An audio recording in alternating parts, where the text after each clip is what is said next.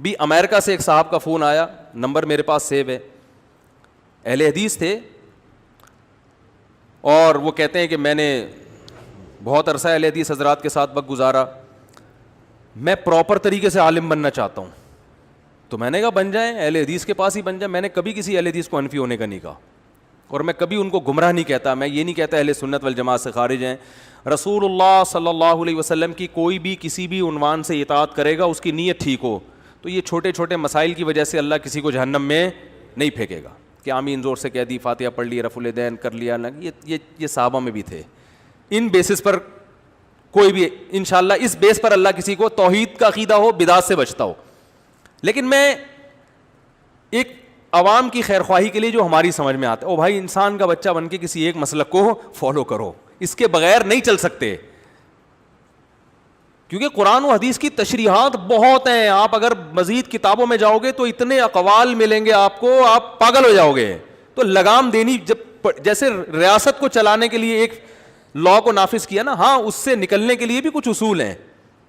وہ علماء جانتے ہیں کہ بھئی یہ مسئلے میں آپ خروج کر سکتے ہیں, دوسرے فقہ کو فالو کر سکتے ہیں, مجبوری ہے, یہاں حالات ایسے ہیں وغیرہ وغیرہ. وہ ابھی ٹاپک نہیں ہے.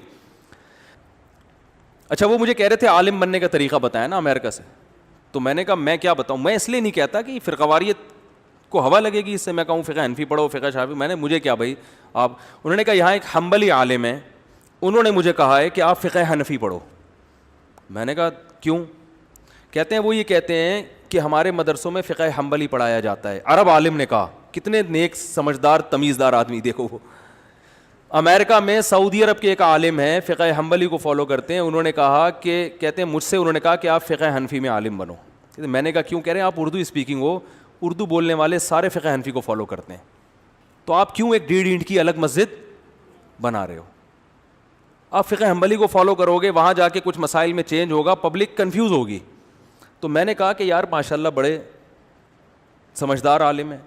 تو مجھے کہنے لگے آپ کی کیا رائے ہے, کیا کون سا فقہ پڑھوں؟ میں نے کہا بھائی آپ پاکستان میں رہتے تو میں کہتا فقہ حنفی پڑھیں, آپ امریکہ میں رہتے ہیں اور آپ کی زندگی اہل حدیث حضرات کے ساتھ گزری ہے, تو فقہ حنبلی جو ہے نا وہ اہل حدیث کے بہت سے مسائل فقہ حنبلی سے ملتے ہیں.